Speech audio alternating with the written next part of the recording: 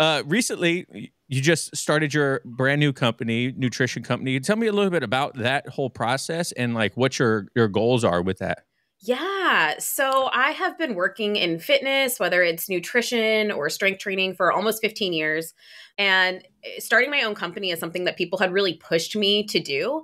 And I think I was really hesitant to start that because I wasn't really sure where I fit. I worked on my master's in nutrition, so I kind of got more of a clinical, almost medical side of nutrition.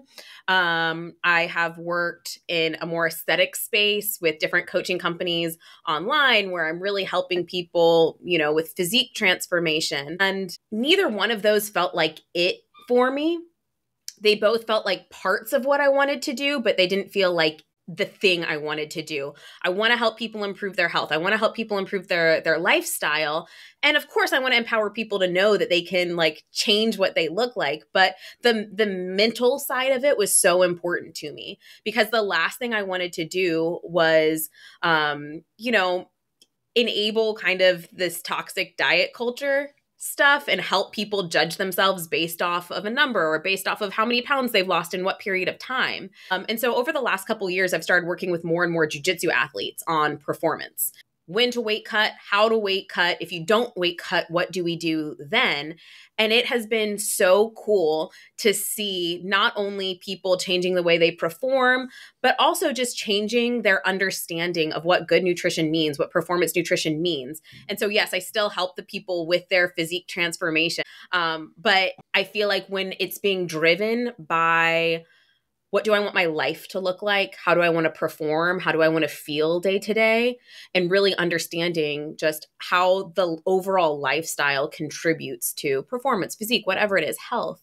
It's so much more rewarding for me. So that's really what I'm trying to do now is make nutrition make sense. Simplify it, bring it beyond like, yeah, sure, being able to see your muscles is really cool, but understanding why that's working and how to make decisions and trade-offs so you don't feel like it's a pass-fail situation. I'm just trying to make it very like practical for people.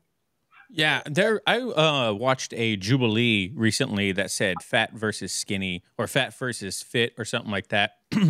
And I don't want to call them fat. Well, they're larger, like they're obese people, right? Taking up the fat side. But the common critique that they had is like one intimidation within the fitness industry of like they see all these jacked people talking about how you need to do this, you need to do that, and then two, not understanding just like the basic principles of where to start in nutrition. How do you point that out to like, hey, it's not as complicated as you think it is. Like it's actually very simple to track your food, put yourself in a caloric deficit, move a little bit more than you typically do. How do you break that barrier to let these people know, like, don't be intimidated? Yeah, it honestly comes down to it being highly individualized. Not everyone's going to have the same starting place. Not everyone's going to have the same needs, to be honest. I mean, overall, like the principles apply to everyone, but where each individual is getting started, what their bandwidth is going to be a little bit different. So how we apply these concepts is going to be different.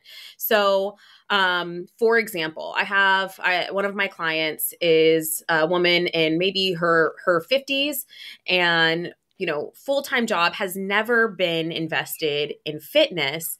And she wants to be able to walk up multiple flights of stairs and not be breathless. Right?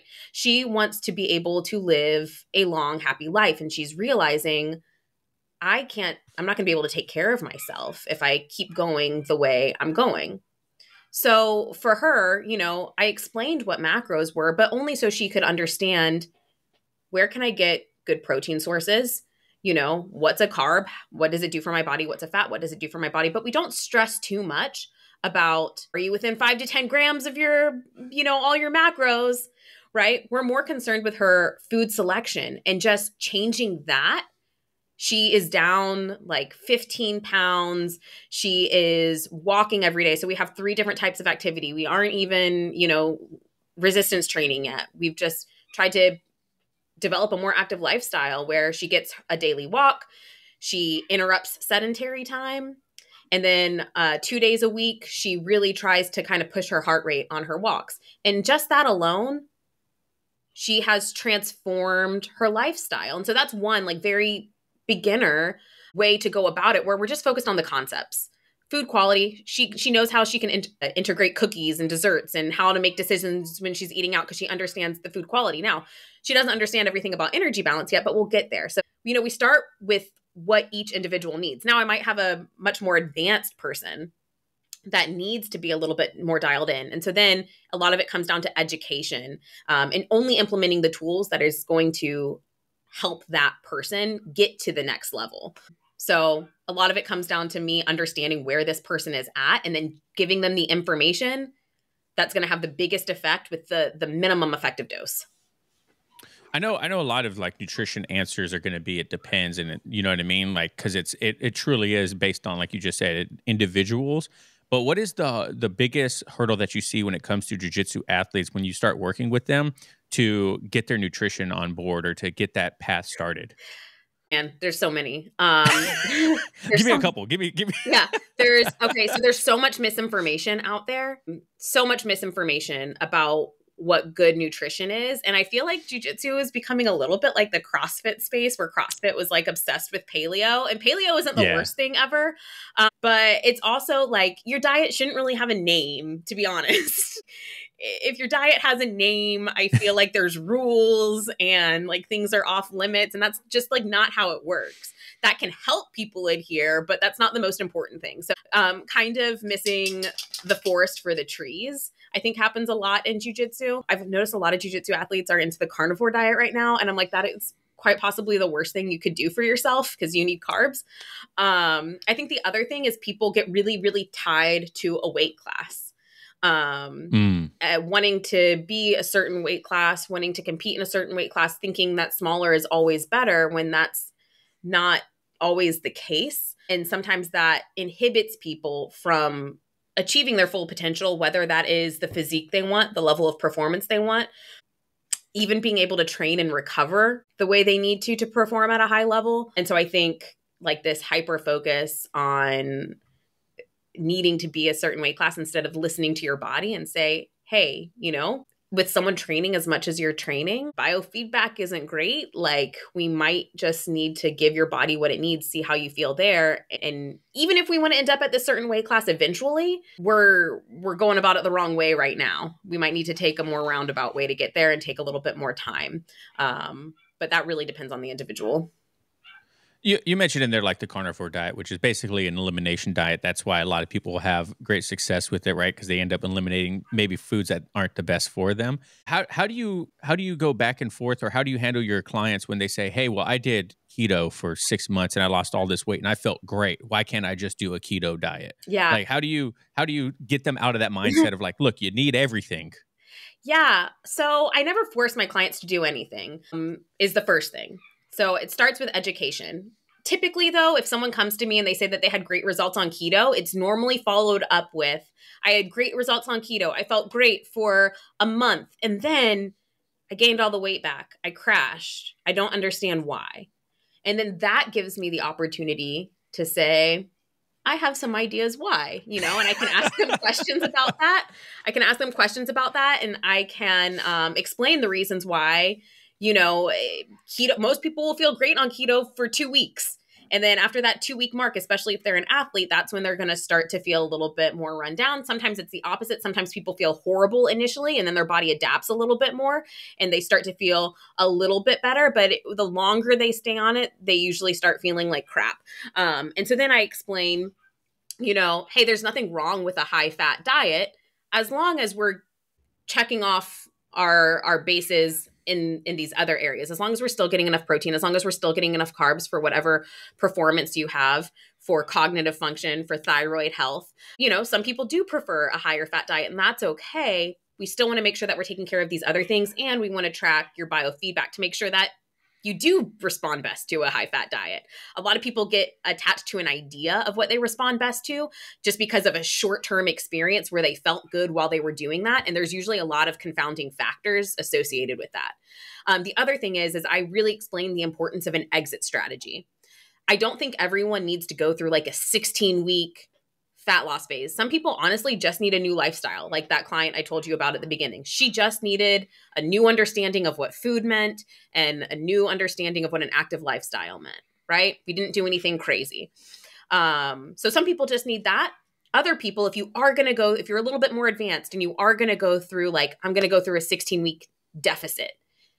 Okay, we need to have an exit strategy after that and realistic expectations for that. And if we just do keto or carnivore or something like that, there is no exit strategy. We don't know what knobs we're turning. Are we going to go from just like only eating meat, potatoes, and I don't know, bell peppers to then incorporating everything again and expect all of the changes that happened while we were on that diet to maintain? No, that's not realistic. So emphasizing the importance of understanding why we're doing what we're doing. And then, okay, do we need an exit strategy if what we're doing currently is not sustainable? And what are our realistic expectations for that exit strategy when we kind of transition phases? Yeah, when I'm on social media, I see these carnivore diet people, these flexible dieting people, right? And personally, I believe in flexible dieting, macronutrients, right? You do need carbs, all that stuff. But sometimes, I'm not going to lie, sometimes these carnivore PhDs come up with some metadata analysis things that they interpret that, they might be cherry picking from the studies that prove that, oh, you actually don't need to worry about your cholesterol. High fat diets are good. And I'm like sitting there like, it sounds really good, but I think that's wrong. Yeah. So the issue with research is, one, there is a lot of cherry picking, but you can't just look at the conclusion of a study. You also have to look at how it was done, what the confounding factors are. A lot of people, you can find research to support nearly anything. Mm-hmm. And so you have to dig a little bit. You can't just take the conclusion at face value. Yeah, that I noticed that when I was in college, a lot of times I would see people talk about, like, in the conclusion, it will say what you think it says, but if you actually read through the research, it kind of not contradicts, but it goes into deeper like detail of like what they're talking about. Like, yeah, they say this in the conclusion, but if you actually read deeper, something that you might be looking for actually isn't supported through the research. Yeah. And that's what makes it so hard. That's what makes it so confusing, is because, like, nutrition is a space where people have their own experience with nutrition every day. So if you experience something that felt good to you, you will likely, if you try to find research to support it, you will likely find something that supports it. And you might not be looking at that research with an unbiased eye. And so it's really confusing. It's one of the few spaces where, one, the barrier to become an expert at it is honestly pretty low. It's hard to distinguish what is a legit credential and what is not, what is legit experience and what is not. And everyone has their own personal experience with nutrition. Nutrition is also social. Nutrition has, like, in some cases, religious implications. And if you start feeling like one of those areas is getting attacked, then it's going to be really hard to stay open-minded, which is why, like, honestly, the basics are all you really need to know. And then how do I make this work within my personal boundaries? So I have had, like, vegan and vegetarian plant-based clients come to me and ask, do I need to start eating meat? And I explain the benefits of eating meat. I explain why it can sometimes make good nutrition more balanced and a little easier to adhere to. And then I explain how you can do it without eating meat. These are the challenges that you'll come across, but it is possible, and here is how you do it. And I let them make that decision. And so I think when we get too focused on the methods of nutrition and we lose sight of the concepts underpinning it, that's really where most of the disagreements happen. But if we just focus on the fundamental concepts, there's so many different ways that can be applied. Let's go into a little bit of the fundamentals. What are, for people at home that don't know what macros are, what are macros and how do they play into your diet percentage? Yeah. So macronutrients, these are energy providing source of food, basically calories. So protein, carbs, fat. So protein is going to help build and retain muscle. Its importance varies a little bit if we are in a surplus or if we are at maintenance, or if you are not an extremely lean individual. It can be on kind of the lower side of what is recommended, so about 0.7 or 0.8 grams per pound of body weight. Now, if you are Is that goal or current? I'm sorry? Is that goal or current body weight? Current. Well, I guess it depends a little bit on the person, but we're thinking maintenance. Okay. or slight surplus, right? So not too much changing there. Now, if you are in a deficit and so, you're in a caloric deficit, you're consuming less calories than you are spending. If you are a very lean individual, it's going to become more and more important to keep protein high because muscle is an expensive tissue to keep around. And when we are in a caloric deficit, when we are losing weight, we don't really get to choose, are we losing fat or are we losing muscle? We're going to lose a combination of both of it. But keeping protein high is going to encourage our body to keep more muscle around because protein is best stored as muscle, basically. It's best stored when it's building muscle. So that's going to be the easiest way for our body to use protein. So if we keep protein high, it's going to help our body say, hey, actually, let's keep muscle, let's get rid of fat. And so that's why the most basic reason why protein is important when we're in a caloric deficit. So we have a bit of a range. Most people will say the range for protein is going to be 0.7 to 1.2 grams per pound of body weight. Now, carbs. Lots of people are scared of carbs, but carbs are super important, especially for athletes. They drive our brain function, our cognitive function. They are very important for thyroid. So one thing that we see when people have been dieting for a very long period of time is they start to have symptoms of low thyroid. Their blood tests might even come back low thyroid.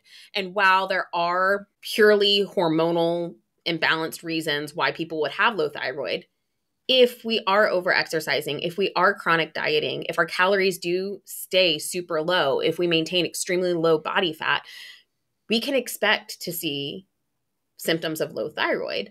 But it doesn't necessarily mean that something is hormonally wrong with us. It could be driven by lifestyle. And a lot of hormonal imbalances are driven by lifestyle. Now, again, not everything. If we have Hashimoto's, if, we are taking care of our lifestyle and thyroid is still coming back low, it's probably increasing carbs probably isn't going to make a difference. But for a lot of people who are struggling with these things, it can make a difference. On the other hand, when we see people who are chronically overweight, chronically underactive, and we start to see symptoms of hormonal dysfunction, lots of people think my hormonal dysfunction is preventing me from getting in shape, when actually changing the lifestyle is going to start to drive the processes that's going to help them stay fitter and kind of reverse those hormonal imbalances. So while there are things occasionally that are completely outside of the control of lifestyle, a lot of it is driven by lifestyle. But I got off the point. Like carbs are helpful. All good. So carbs are the primary fuel source for our brain. They are the primary fuel source for actually building muscle as well. So when we are in a surplus, I'm more concerned with carb intake usually than protein, because carbs are the fastest thing that's going to get to our muscles to help us recover and help us build. They're important for athletes, especially an athlete who is in a deficit and who is trying to make weight for competition. The rules kind of change here. I'm going to worry less about protein. I'm going to bring it to the minimum so I can keep their carbs as high as possible, because they need that to fuel their activity. They need that for recovery. So carbs are big source for muscle building, big source for energy, big source for recovery. And then fats. Fats are important for hormonal health. But the thing with fats is that they are more calorically dense than protein and carbs. And so they're easy to overeat. They also tend to be invisible. Think salad dressings, think cooking oils, think fatty meats. We see a piece of steak, we don't think, some people might think fat, but a lot of people think big juicy steak, protein, and a lot of fat, right? So it's really easy to rack up too many calories in the form of fat because they tend to be invisible. They are more calorically dense. We don't get a lot of bang for our buck. And I think the biggest misconception with nutrition is we hear high protein or low carb or fat's important for hormones. And then we think, okay, more is better for fat because that's good for hormones. More is better for protein because that's important for muscle. As little carbs as possible, because who needs that? When really it's more isn't better, less isn't better, optimal is optimal. And all of these things just have to exist within the proper range for your lifestyle, your health, your goals, your current body composition. And so we have to get away from this more is better idea and really dig into, okay, what is optimal for me and what I'm trying to achieve. You mentioned in there, people not realizing, fat being invisible because they see something and they're like, "Oh, that's pure protein." They don't take into consideration other things. When I was in the Navy and I was like a fitness leader for the Navy, I was talking to people about, protein, carbs, and fats, like your macronutrients. And one guy was like, "Oh man, I don't eat too many carbs. I just drink like juice and eat fruit." And I was like, that literally is carbs. Like that Oh is my exactly sugar. what carbs are. Yeah. Yeah. What common misconceptions do you see when it comes to what's, like you mentioned the steak before? What other things do you see that people might not realize are proteins or fats or carbohydrates that are in their diet that might be affecting how losing weight and stuff like that? Yeah, so I think a lot of people think, I mean, similar to the steak, an egg or peanut butter. And we know that those things have protein in them, and people think that those are good protein sources. But there's a difference between something that has protein and is a good protein source. So, an egg, for example, has 6 grams of fat, 6 grams of protein. It's a 1-to-1 ratio. Your protein typically needs to be significantly higher than your fat for the day. And if we're relying on something with a 1-to-1 ratio of protein and fat, it's going to be hard to keep calories in check. It's going to be hard to keep protein high and fat low. And so distinguishing between lean protein sources, fatty protein sources, I think is an eye opener for a lot of people. I think the other thing with this focus on healthy ingredients or clean ingredients can be really misleading. If we look at, there's a company that I love. I'm not going to say the name just because I don't want to like dissuade people from using them because it's delicious and it is good. And they use quality ingredients and they make all these cakes and treats and stuff, but they're using things like nuts and seeds and dates instead of flour and sugar. And what we see is this is a very calorically dense, tiny dessert. Dates are like the highest glycemic thing that you could consume, and then they're just like blending nuts together and mixing it up, and it is delicious. But a little tiny dessert from them is easily 3, 4, 500 calories, depending on which one it is, and it's tiny. And you could have an entire slice of a regular cake for that same caloric amount. And people think that, okay, the ingredients matter more. But when we're talking about overall health, yes, food quality matters to a certain extent. But if relying too much on quote unquote clean ingredients is causing you to overeat calories consistently, and then that's causing you to maintain unhealthy body weight or unhealthy body composition, because again, our body doesn't really care where those calories are coming from. If we're eating too much, we're going to gain weight. And not that gaining weight is bad, but if it causes us to perpetually stay at a heavier than healthy weight range, then that can create a lot of frustration because it can feel like you're doing everything right. I'm trying to focus on the right things. But again, we don't understand the principle of energy balance and what foods are calorically dense and what foods aren't. In that case, you're much better off having a real piece of cake, lower calories, less dense, and moving on with your day, and, just not having that be something that you do every day. Because that's the other thing we see. When we start thinking that we're eating clean ingredients, people will incorporate that into their life every day because they think it's good for them. They think it's clean, not realizing that they are jacking their total caloric intake up significantly. That's one thing that I'm down a little over 20 pounds right now since the last time we talked.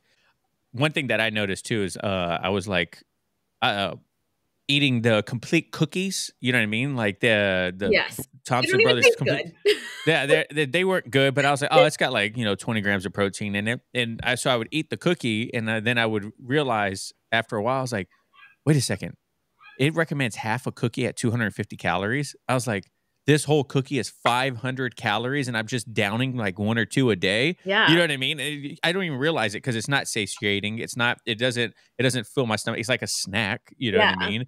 And it's just like baffling to me. Like I was like, oh my gosh. Another thing is like people will see like trail mix or something Yes. like that, or like mixed nuts, and they're like, oh, I could eat this all day and be good. I don't have to worry about it. But once, like you mentioned, the caloric value of those handful of nuts is much higher than you think it is. Like and there, once again, satiation doesn't happen, right? Well, I could eat like a handful of nuts and I'm like, you have let's keep going. salty and sweet, which we can talk Yeah. about what that does to our satiety cues in a second. But that is easy to eat. We are not going to get full. I like to say, whenever my clients will say something like, well, I'm just not getting full off of these snacks. I'm like, you're not supposed to get full off of snacks. Snacks are literally designed to have you keep eating them. They keep peanuts on on the bar so that you eat them, then you're thirsty, then you're hungry, and it just goes in an infinite loop. Like you're not supposed to feel full from snacks. So also having that expectation. But I think it's so funny that you mentioned the protein cookie, because just this week, one of my clients asked me for a protein cookie recipe. And I said, I don't personally have a protein cookie recipe that I use. I'm sure I could find you one online. But my personal protein cookie recipe, if I want to have a big meal, I'll have like lean protein, so like chicken. So my dinner will be focused on protein and veggies pretty much. And then I have a real cookie. that is my protein cookie. And if you want it to just be a snack, then you have a protein shake and a cookie. Or, wild idea, you just have a cookie. So I think like really lowering the shame around those kinds of foods is so important. I think really lowering, and this doesn't mean that like you're going to go off the walls and start eating junk food all the time. But typically when we incorporate these types of foods on a regular basis, we become less fearful of them. We crave them less. They become less of a big deal. And so I think really kind of like understanding, like you can have a cookie, you can have a brownie, and it's not doing anything inherently wrong in your body. Yeah, people. I know every once in a while I'll fall trap to it too, thinking like, oh man, I've been so good this week with hitting my numbers. I can't have a brownie this weekend, or I shouldn't have the cheat meal with my wife on Saturday or something like that. Like, but really, when it comes to nutrition, right? When you're designing a nutrition plan, you're not focusing merely day by day, right? You're focusing on the grand scheme of things, like a caloric deficit of the week. Like you want to be X amount of calories for the week or the month or whatever. That's what you want to be under for weight loss, right? And so that's an easy way. Once I realized that, like, well, actually, in the grand scheme of things, I'm still going to be in a calorie deficit for the week if I have this cookie. Like it's not that big of a deal. Now I shouldn't eat the whole box of Oreos, but, Yeah. but having one is okay, right?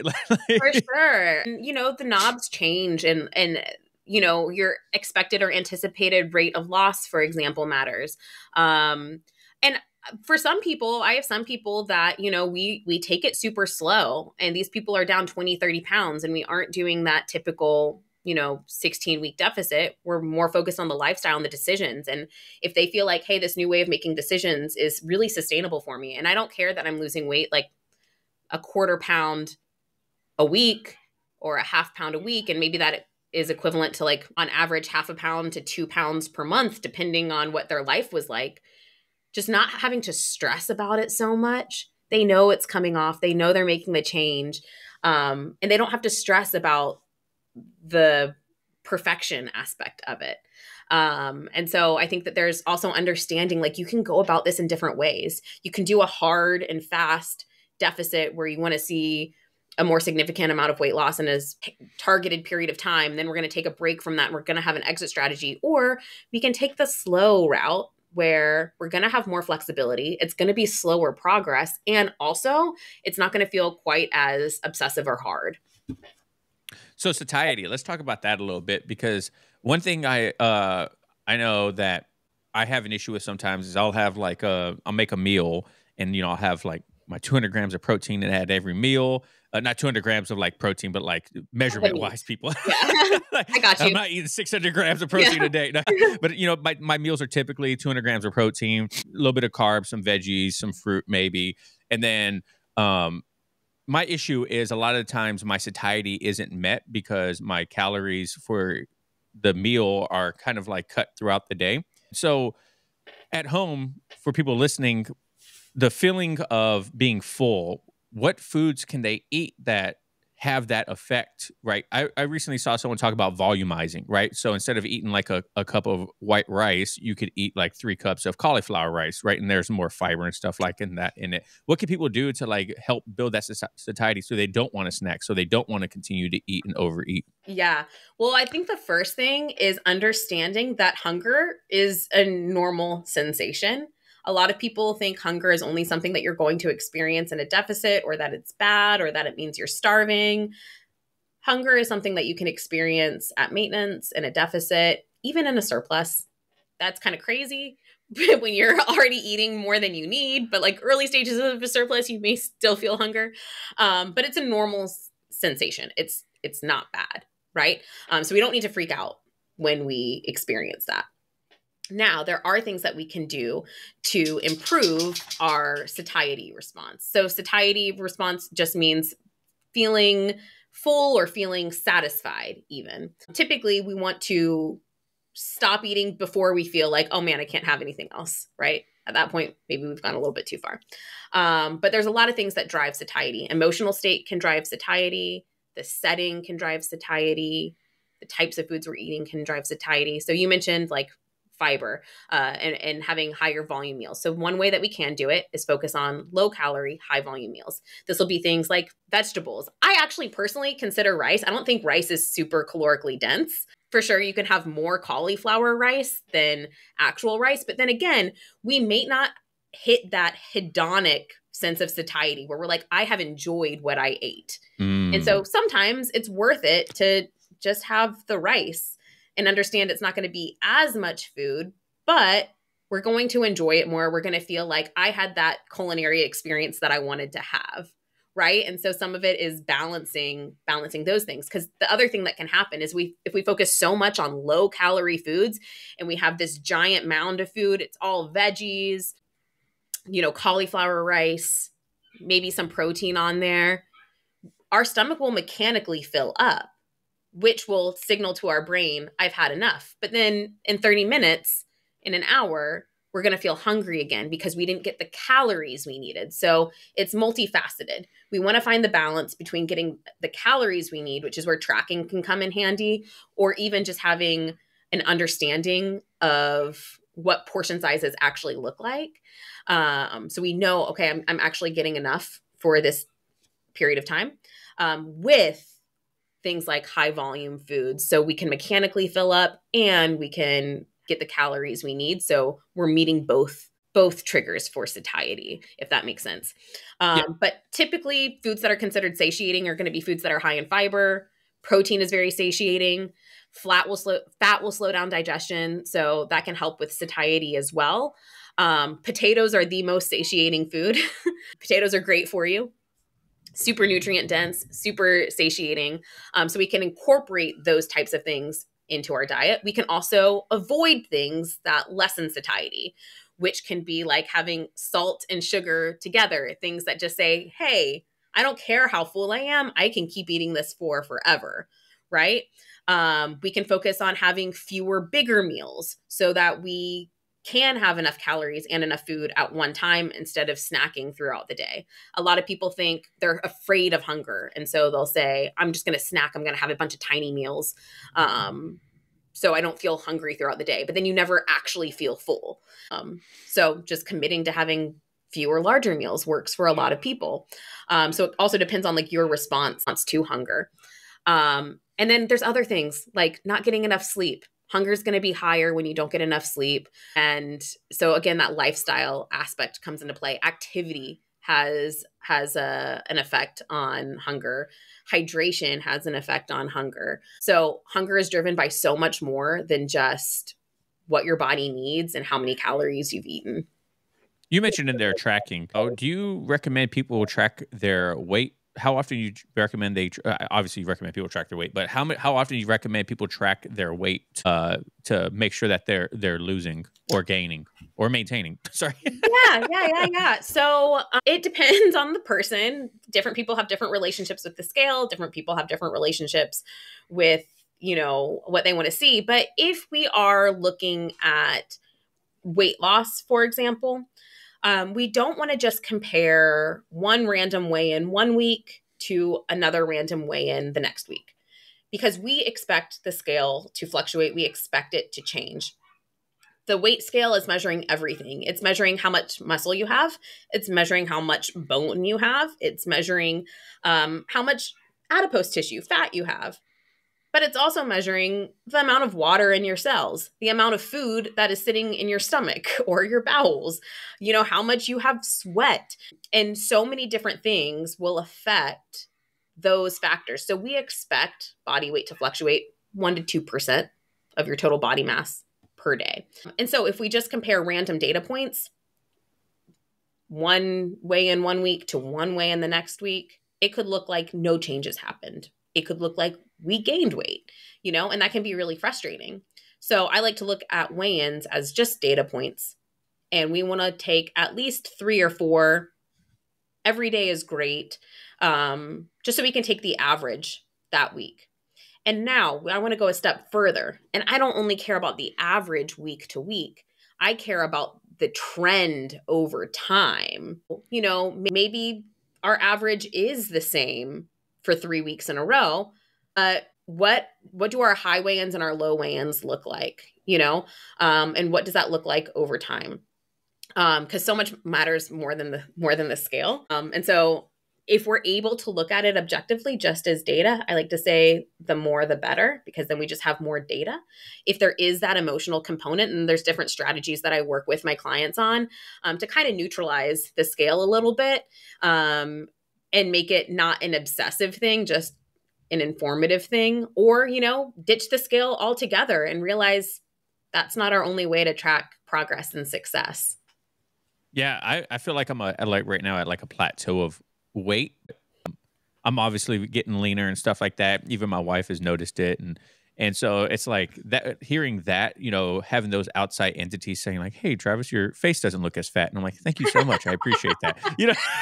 Those are also great ways to know that it's working, right? Because a lot of times your scale is going to stay the same. A lot of times, I see myself this every day, right? And so if I don't see someone for a week or two, and they're like, "You've been losing weight?" Like I'm like, "Yeah, I have." I have, like, that reignites the fire underneath. So like you mentioned, like it's not always the scale or whatever. Like a lot of times it's these external things that I've noticed too. And you mentioned earlier your client that's a complete lifestyle change. My mom recently, she started her weight loss journey, and she did the hard part first. She's like cleaned up her diet, and she's made like a lifestyle change of not eating as much pasta, not eating as much bread, and not saying because they're carbs, but because it's easy for her to overeat those, and she recognized that, and so she's like stopped doing it.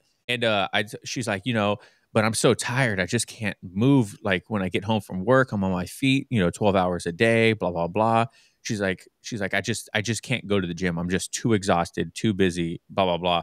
And I was like, hey mom, that's okay. Like you just like I think you should start tracking your food next. Like you're obviously a very active person. Start tracking your food. Like just see how much you're eating, what you're eating, and then, adjust from there. There's a lot of apps out there, right? Like Macro Factor, MyFitnessPal, Carbon. All these apps are great for doing that. Do you work when you work with your clients? Do you work with apps? Do you have like a specific app that you recommend to people, or how does that work for tracking their food? Yeah, my favorite app to use is Chronometer. Most of my clients track their macros. Not all of them do. I like to look at tracking macros as a tool.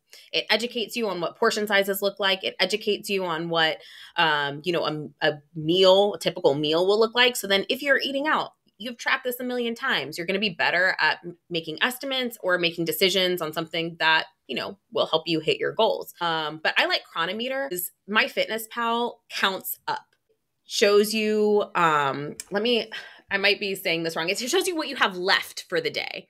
Which can kind of put you into a scarcity mindset. Shoot, I only have 20 carbs left today, and then you can start to worry about that. Chronometer is the opposite. It shows you what you have already consumed. And so, I don't know, mentally for me, and I found with a lot of my clients, that has helped them. That small detail of, instead of seeing how much you have left, just focusing on what you've already eaten. So it kind of takes you out of that scarcity mindset. But I do use tracking macros with most of my clients, not all of them. The clients who I don't use tracking macros with will either come up with templates. And so I'll teach them how to put together a meal, and we focus on weighing our food or measuring our food to get accurate portion sizes, to eventually know, hey, I can probably eyeball that pretty well. And then we go through different techniques we can use to practice estimating. I have a lot of people that are like, I don't want to track for the rest of my life. I don't want to, always have to weigh my food. I get that I should do it sometimes, but not always. And so we work on how we can really make it a part of their lifestyle instead of something that feels like an obligation or a demand. And I honestly think weighing your food is more important than tracking it. If you know I'm supposed to have 3 or 4 meals that look kind of like this, you can just measure your food and boom, you got it, But yeah, those are the primary tools that I use. So let's switch over a little bit to jiu-jitsu athletes, a little bit more focused. What you mentioned during the start of the conversation, eating for performance versus eating for aesthetics or general lifestyle. How do those differ for people? Yeah. So if you are trying to diet and train for aesthetics, you're probably going to experience some performance deficits. And performance isn't always going to be great because you're going to be in a caloric deficit. You're probably going to maintain a leaner physique than is optimal for performance. And that's great and that's fine. But that's why it's so important to understand what your goals are. I think the biggest time that I see this is I'll have like a lower rank, want to cut down to a super lightweight class. And he's trying to make the decision between, I want to be strong, I want to grow into this weight class, but I want to make the weight class now. And I don't feel like I'm strong enough for the heavier weight class. And so I just want to cut down to this lower weight class. And most of the time, I encourage them, especially if they're at a lower rank, to not spend time cutting weight. Building muscle is so hard. Building muscle takes so much time. And so in my head, if you spend all of your lower belt career cutting down to a smaller weight class when you could be spending all of that time growing into a weight class, building muscle, and then once you're happy with your strength, once you're happy with how you're performing and where your jiu-jitsu technique is, if at that point you want to cut down, then I think that is a better time to cut down. But don't waste precious time that you could be building muscle, which is going to aid in injury prevention. It's going to aid in performance. It's going to aid in longevity. It's going to help with so many things. I don't want to waste that precious time trying to shrink, because building muscle doesn't work very well when you go 3 months on and 3 months off, It works really well when we're dedicated to it for a longer period of time. So I think for performance, we're looking at, aesthetics too. We're looking at a long-term thing. I don't think a lot of people necessarily want these huge transformations in their physique. Most people just want to lean up a little bit and they're happy with that. A few people really want to see size difference or really want to see shape difference, and that takes a lot of time. But that's kind of more where performance is. Performance, I like to look at the long-term view of what is our ultimate goal and what is going to help us lay a good foundation to get there. Yeah, and so how does food choice differ between someone that wants to eat performance? Like if someone is a jiu-jitsu athlete, how can they look at their meals as oh, this is a high performance meal for myself? Yeah, carbs are super important for athletes. When we are, getting into a caloric deficit, if we are trying to lose some weight, maybe not like a traditional weight cut, which we can get into the difference between weight loss and weight cutting in a second. But, we're going to be probably a little bit more particular around meal timing and nutrient timing to fuel our training sessions. And then it really depends on, are we talking about a recreational athlete? Are we talking about a professional athlete? How many hours a day are spent training? What does your life look like outside of that? But typically athletes need a lot more food than they realize. Most athletes are under eating. And so sometimes that means we aren't having the cleanest foods, to be honest.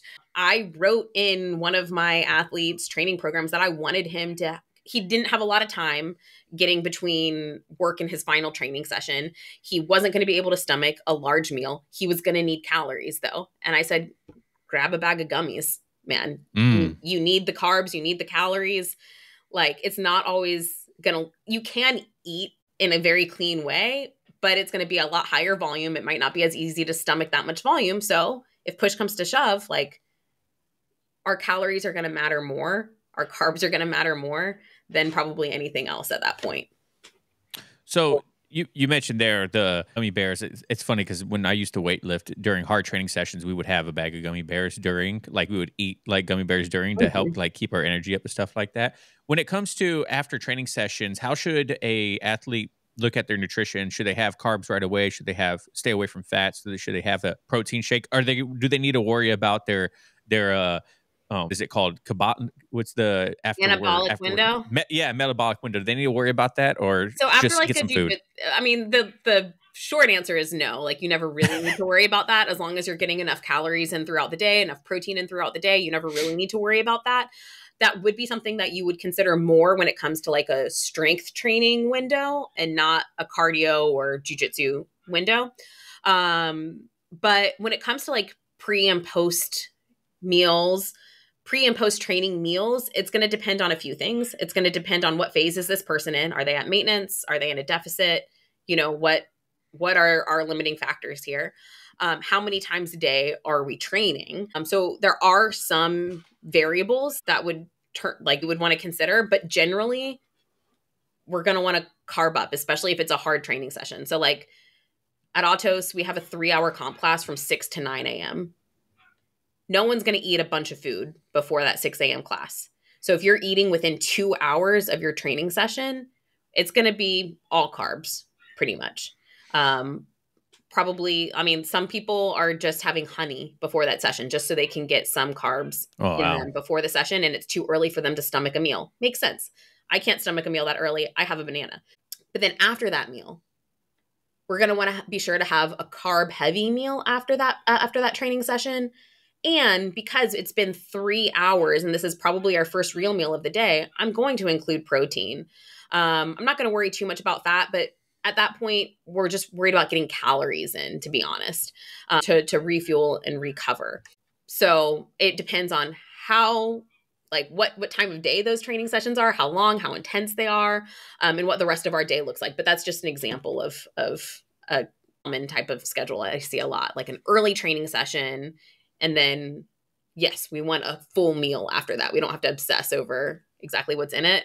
Ideally focused on carbs and refueling there, but we're going to want to get protein. We're going to want to get just overall calories. You mentioned earlier weight cutting versus weight loss. Now, you're not saying that people shouldn't lose weight to work out or to compete in a lower bracket if they want to, right? Like if they have like a plan to lose weight. Now you're for lower ranks, but you don't recommend that they cut weight. Let's talk about the difference between the two. So not necessarily. I think that, okay, well, let's talk about what weight cutting and weight loss is. So weight loss is going to be a longer term strategy to, reduce your overall body weight. Most people want to see this coming from fat. Most people want to see, fat loss, muscle gain. They want to see their body look different. I actually don't think you should make that your goal, or I don't think competing should be your motivation for that. I think they should be two separate things. So I don't think it's wrong to want to go down a weight class, depending on the person.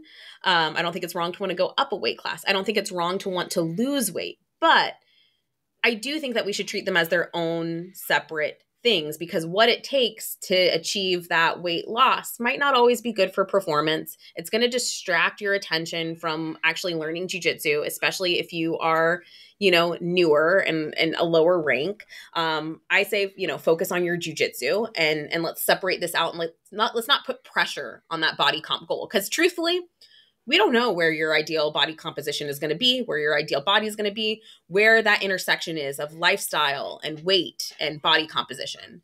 So instead of putting a demand on it, let's approach it with curiosity. Let's make the changes that we need to make to improve your lifestyle, to improve your life, to improve your health. And let's see how your body responds to that, instead of demanding, I will be this weight at this time on this day, right? That can get into a lot of kind of unhealthy mindsets. So I think weight loss is great. Physique transformation is great, but it's a longer term thing. It's not something that we are going to do for like 2 weeks. I'm going to go into a 50% deficit and starve myself as I'm preparing for this competition. Like, that's not a weight cut. That is also not good for weight loss. So we want to go into a more moderate deficit, or like I said, just focus on the lifestyle change and let it happen slowly. So that's weight loss. Weight cutting, we are trying to reduce our body weight, but it's not weight that we expect to keep off. It's just the last 2 to 5 pounds, and it happens in the last 1 to 2 weeks leading up to a tournament, depending on when weigh-ins are relative to when that person competes.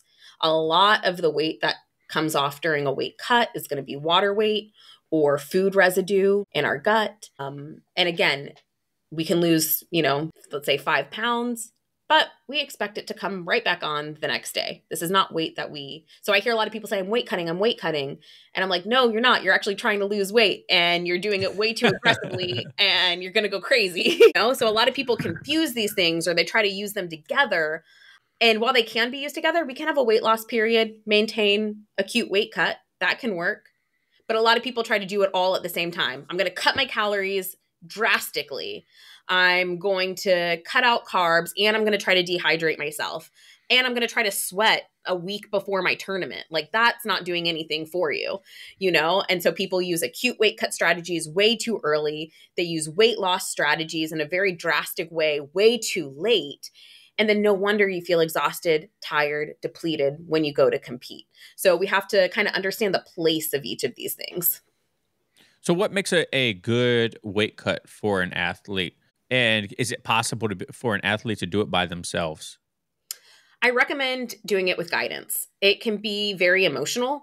You can second guess yourself a lot. Even I've been in this industry for over a decade, and still, if I am taking myself through my own like nutrition, there will still be times where I'm like, wait, is this the right call? Should I just fight up a weight class or whatever, So it's easy to psych yourself out, even knowing all the things. So I highly recommend having someone outside of yourself help you. It's not impossible to do it alone. It'll be much smoother if you have someone just take the reins for you and tell you, this is how you should do it. This is what you should do. What makes a good weight cut?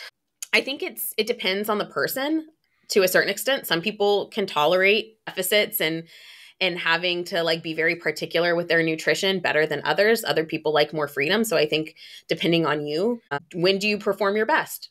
When you can just have a regular day, or when you have to have a very particular eating regimen, basically. For some weight cuts, or for making weight, let's say making weight, so we don't get confused with the semantics. Someone making weight well could be, hey, I've taken 3 months to slowly drop weight, and now I'm maintaining for the last month, and I feel good, and I don't have to do an acute weight cut, and I got here slowly, and I feel good here, and I know my weight's probably going to go back up after this camp a little bit, but we can set where we want our maintenance range to be, right? So that's one way we can go about it. Another way we go about it is we're maintaining fairly close to where we need to be on competition day, and we just do that acute weight cut strategy. And so I think the minimum effective dose and what works well for that individual's like mindset is going to be the best. I don't think that there's one size fits all, but I think the crucial factors are we aren't rushing it. We're giving ourselves enough time, and we understand how to implement each of these tools. What do you think when you see these extreme weight cuts on social media by jiu-jitsu athlete, MMA athletes? Paddy Pimblett, he has a fight coming up, and he in the off season he's like over 200 pounds, and he fights at lightweight. Right, he cuts all the way down to 155 in like a 8-week, 10-week period. What do you think when you see all these, even like in jiu-jitsu? I mean, we've seen some people on Instagram that are just covered in towels, crying, praying, teams surrounded by them. Like, you got this. You only got half a pound to go.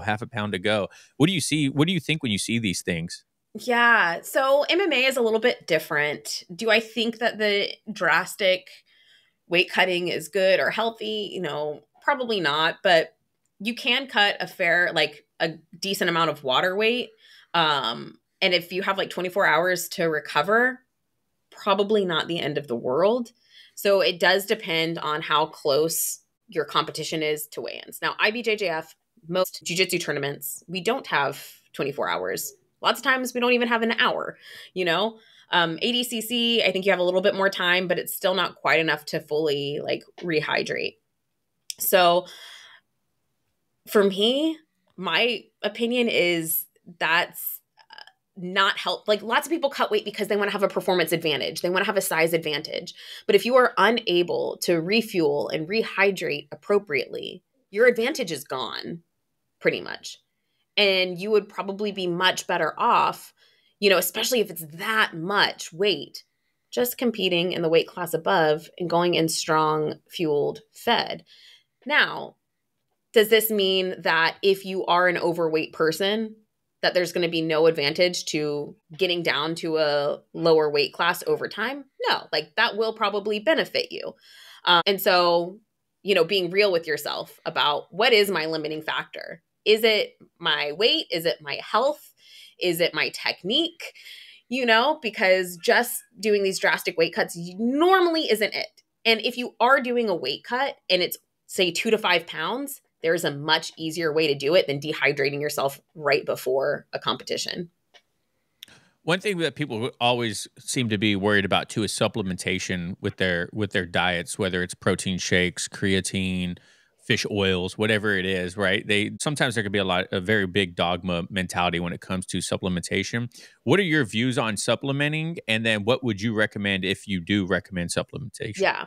So supplements aren't going to replace the fundamental lifestyle things, right? Getting enough calories, getting enough sleep, getting enough sunshine, laughing enough, you know, like you can't replace those.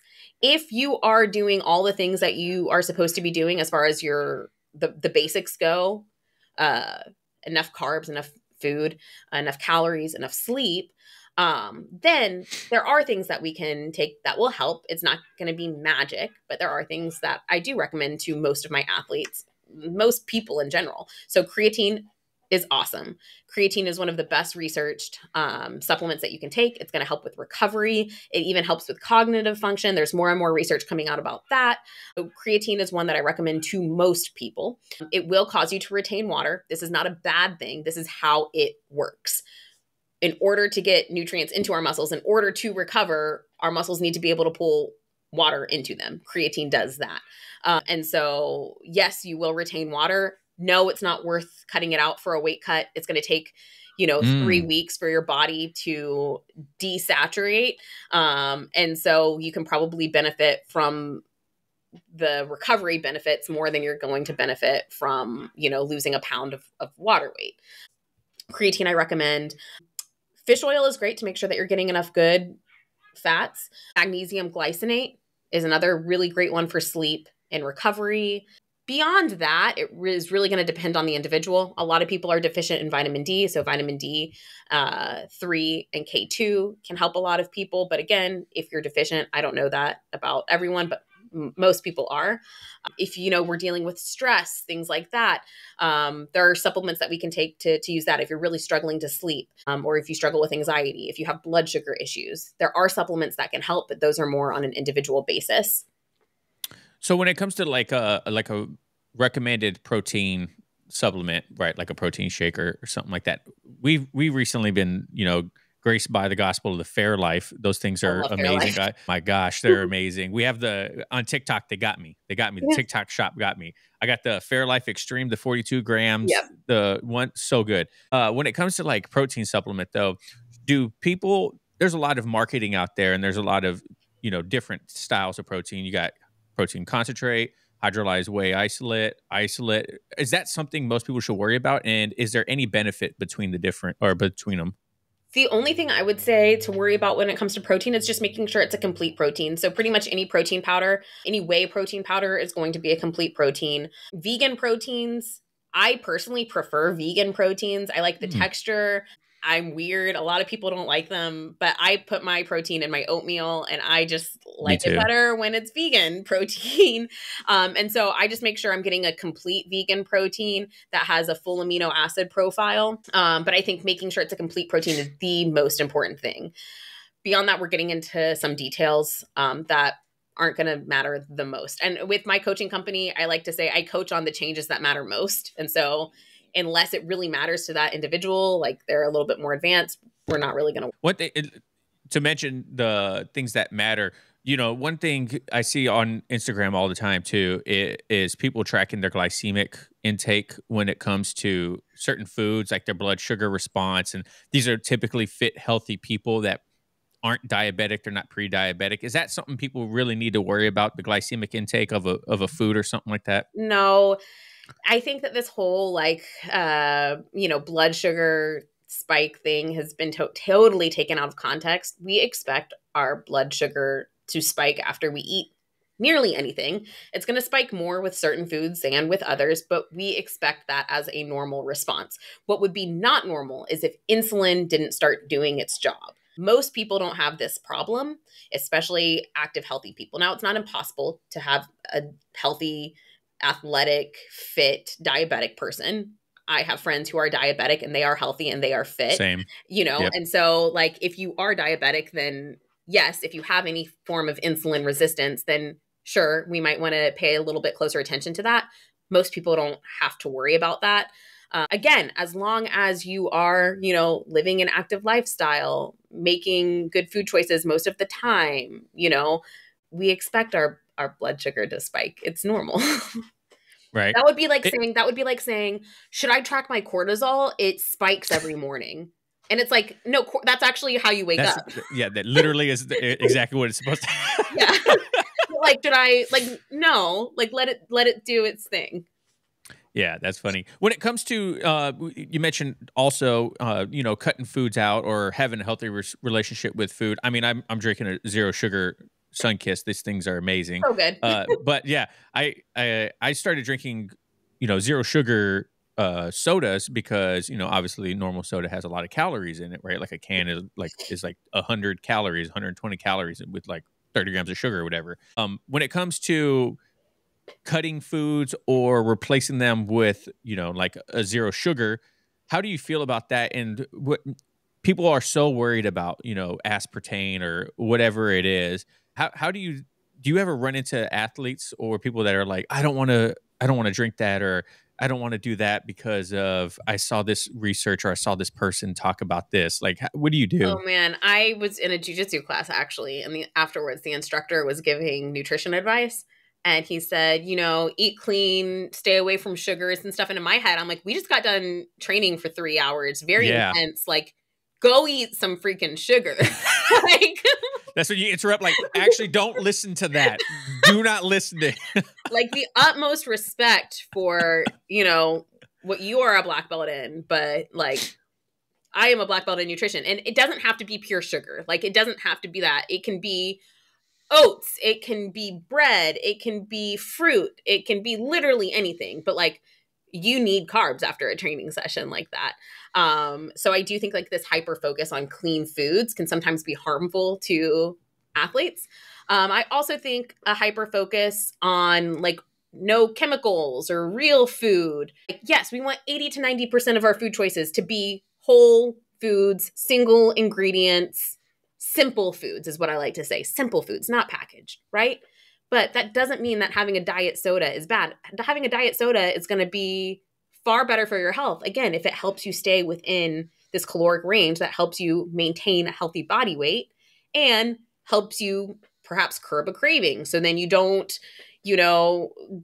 throw the towel in and go off the wall because you've been depriving yourself of something that, you would like to enjoy. So like there's this social aspect, this psychological aspect to food as well that I think is so important to take into consideration. And if we just say hard no, we are again missing the forest for the trees.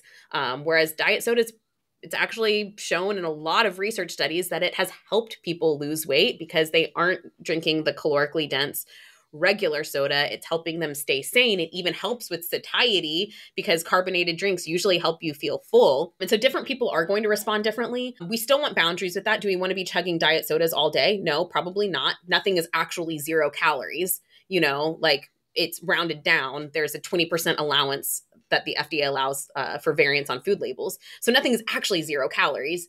They're just very, very, very low calorie. But that can still add up over time if we're using like sugar-free, 0 calorie everything.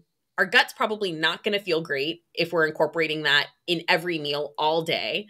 But occasionally, once a day, like, you're good, you know? So, Yeah, one thing that I saw someone was talking about, like carbonating water, eating foods and drinking carbonated water. Like we talked on Instagram. Like I love Liquid I Death. love liquid death. I drink Liquid Death with my meals now, and it like helps out quite a bit, and it keeps the sanity, of like I love soda, and Mhm. I'm always gonna drink soda. So it's like I'm never gonna cut it out. So that's why I like the zero sugar. That's why I like Liquid Death. Right, it gives me that fix to where I'm not like going insane like I need something sweet. I need something Yeah. sweet. Like why do I need something carbonated? But I've been doing that recently too, and that's been helping out quite a bit. Carbonated water. But I love sparkling water. Actually, funny story about Liquid Death. I don't drink alcohol. And when I first saw Liquid Death marketing, like their label, I thought it was like for sure like a White Claw. I thought it was some sort of same. alcoholic drink. And then or it's like it's either that or it's something with a ton of caffeine. And I don't drink energy drinks really. Not because I think they're bad, just because I like coffee and I don't need that much caffeine. So I used to stay away from Liquid Death. And then my husband got one. And I was like, why are you having that right now? And he was like, what? It's sparkling water. I was like, what? I just got hooked on them because I swore that they were alcoholic or like crazy caffeinated. But the same thing with me. The first time I saw them, I was like, is that alcoholic? It's intense labeling. Yeah. And their marketing is great, man. Yeah. I love it. And it fuels the social. I recently stopped drinking too. So now I drink like non-alcoholic beer if I do have something, or I'll just drink, a Liquid Death or something like that to feel like I'm part of. It looks like you're a part of it when you have Liquid Death in your hand. Yeah. They just came out with the can too that looks like a Rainier can, which is like a light beer that we have up here in the Pacific Northwest. Yeah. And so they have a tall boy. No, it looks like a Pabst Blue Ribbon or Rainier. Anyways, okay. But it looks like that.